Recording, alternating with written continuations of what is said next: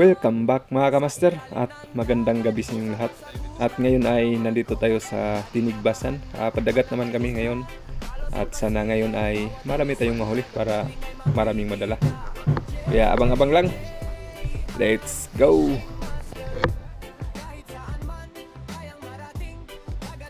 Sa pag-drop natin dito mga kamaster, meron tayong nakitang maputi at ito nga, pugita, nandito sa butas kaya pinitikan na natin to.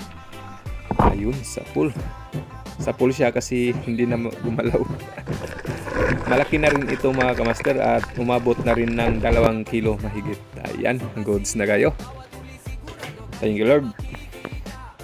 Sa paglubog natin ulit mga kamaster at ito ang ating nakita, isang isda. Tawag dito sa amin ay gapas-gapas or sum-sum. Ayun. Goods na kayo at nakawala pa mga kamaster kaya ito pinitikan natin ulit. Ayun, sa pool naman. Shout out pala kay Ma'am Pearl Parasil. Ayan, salamat ma'am sa pa-super things mo. Thank you. At habang nasa taas ako mga kamaster at nakita ko itong danggit na lumangoy sa taas kaya ayun, pinitikan na natin at goods naman mga kamaster, malaki na kaya sigurado na ang pangulam. Sa paglubog ko ulit dito mga kamaster ay nakakita ako ng mulmol at saka itong longnos emperor. Kaya itong longnos ang inuna natin mga kamaster kasi nandito sa labas. Yung mulmol ay hindi naman umalis kasi nasa butas. Kaya ito, binalikan ko yung mulmol at ito na, nandito siya sa unahan mga kamaster. Malaki na rin to mga kamaster kaya goods na kayo. Ayun, sa pool. Shout out din pala kay Kuya Lion Smith at saka kay Renante Malahos. At shout out din kay Lucy Hurd. Ayan, shout out sa inyo mga idol. At dito mga kamaster, nakakita naman tayo ng dalagang bukid or dalagang dagat kasi nandito man sa dagat. Ayun. Malapad na rin ito mga kamaster kaya ayos, goods na kayo.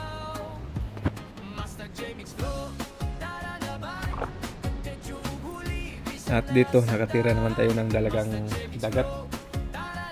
Hindi ko na nakuhaan ng camera kasi paahon na tayo at wala na tayong hangin kaya tinira ko na kagad. At dito naman mga kamaster ay nakatira ako ng parrot fish or mulmol kaya malaki na.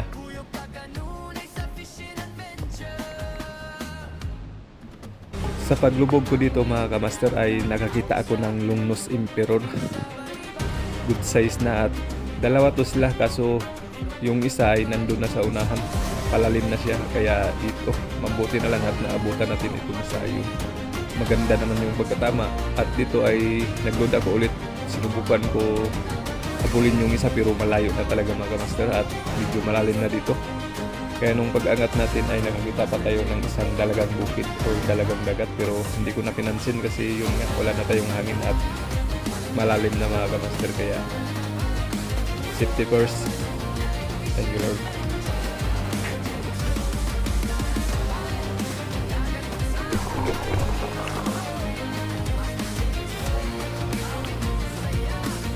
Dali-dali akong lumubog dito mga kamaster kasi suminyas yung kasama, may ikapana na dalagang bukid kaya ito, dali-dali akong lumubog.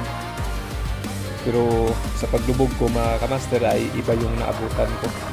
Isang malaking longnos emperor or dugso. Kaya ito, nabul na natin kasi palayo na siya. Kaya yun, sa pool. Mabuti na lang mga kamaster ay maganda yung pagkatama. Kasi kung hindi pa maganda mga kamaster talagang makakawala kasi hindi bumaon yung sima. Ayun, mabuti na lang at kaparalyze yung isda mga kamaster. Sobrang taba ko dito mga kamaster, talagang wow, thank you Lord at nakahuli ako ng ganitong isda. Gamit natin pa ay isang quick load, grabe. Tingnan nyo yung sima mga kamaster, hindi talaga bumaon. Halos kalahati lang yung bumaon mga kamaster. Ayan o.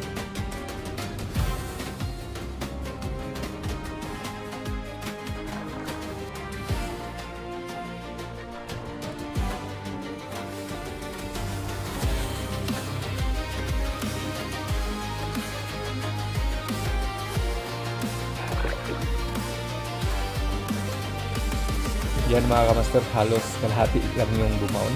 At sinubukan ko pa sa ilalim na ibaon itong shaft pero hindi talaga lumusot mga kamaster. Grabe, matigas talaga yung ulo. Kaya salamat talaga ko sa Panginoon na binigay niya sa akin itong isda na ito. Grabe. Pa tayo mga kamaster. Thank you Lord. Grabe itong kumi mga kamaster. Hindi talaga umalis. Kapit na kapit talaga. Hanggang sa pag-ahon namin ay sumama talaga itong kumi mga kamaster. Grabe.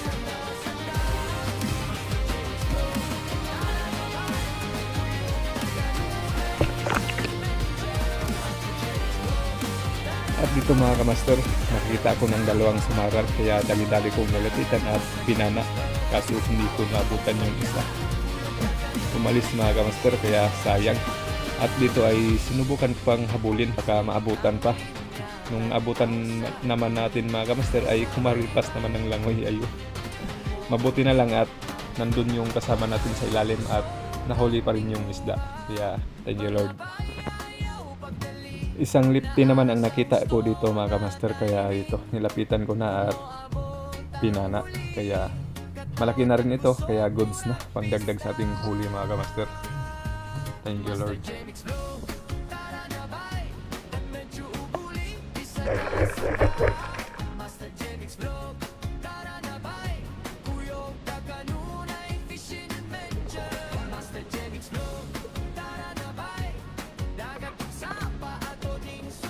At dito mga kamaster ay nakakita naman tayo ng gapas-gapas or sum-sum mga kamaster.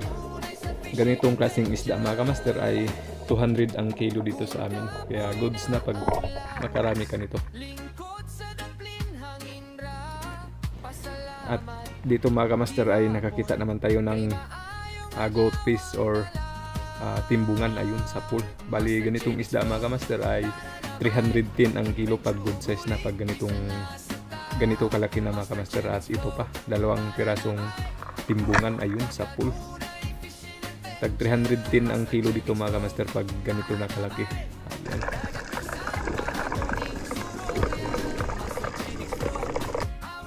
At ito, nakakita naman tayo dito ng mulmol or ano to, grouper ayun sa pool. May kasama pa sa ilalim pero ayun lumabas. Ganitong isda mga kamaster ay 170 naman ang kilo nito. Kaya kung makarami ka nito ay goods na mga kamaster. At ito na ang huli ko mga kamaster. Bali yan. Yang dugso mga kamaster or longnose emperor ay 310 ang kilo. Kasama yan sa mga timbungan, sa maral at saka yung ibang isda na mamahalin. Katulad ng katambak, red snapper, mga agat, ganyan. Pero ito 200 ang kilo yan. Ayan, 310 ang kilo nito mga kamaster. Ayan. Size. Ayos, thank you Lord. Pero hindi ko ito ibinta mga kamaster. Pang ulam lang itong akin. At ito naman ang huli ng ating kasama, si Payang. Karami din mga kamaster. Grabe. Surety kami sa gabing ito kasi sampay yung isda sa mababaw mga kamaster. At talagang dapat. Thank you Lord.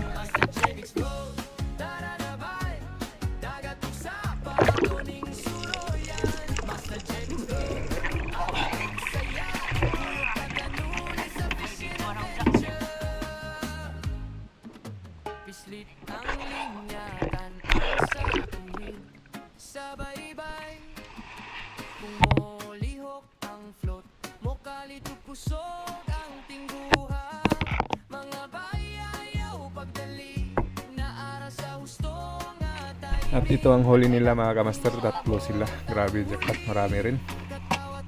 Nagsimula kami siguro mga kamaster, nag-dive mga alas 7 siguro. Malapit na alas 7 ng gabi. At umahon kami ay siguro mga bandang alas 10. Ayan. Grabe, jackpot.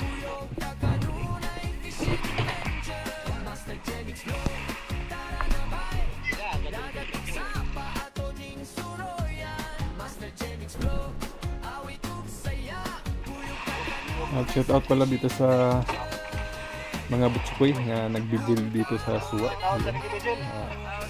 Thank you. At nandito na kami sa buyer mga kamaster. Malalaman natin dito kung magkano yung kilo at magkano yung kitain dito sa kanilang huli. Ayan. Ganitong isda mga kamaster, sari 200 ang kilo nito. Ayan, at ito umabot ng 7 kilos mga kamaster yung sari na huli nila. Ayos dapat 7 kilos times 200. At ito mulmol mga kamaster, ganitong size na mulmol mga kamaster ay tag 170 ang kilo pag ganito na malalaki na. At ito naman mga kamaster, medyo maliliit ay 150 ang kilo, 1.5 kilos yun. At ito mga kamaster, ito yung 110 ang kilo, 4.8 kilos mga kamaster times 310. Goods kayo. At ito na mga kamaster, tingnan natin yung pisada kung tama ba yung sinabi natin. Ito 60 kilos times 200, 3.5 kilos 170, 1.5 kilos 150, 4.8 kilos 310 ang kilo. Ayos, good size. At ang nabinta nila mga kamaster, ang kinita nila ay umabot ng 3,700 plus. At ito naman yung sa akin mga kamaster, siyempre hindi ko to ibinta kasi pang ulam lang, kaya ayan, isang linggong pang ulam mga kamaster. Pero maraming bigyan ito mga kamaster, hindi rin naabot ng isang linggo. Kaya thank you Lord, at hanggang dito na lang. Maraming salamat sa inyo. Bye bye.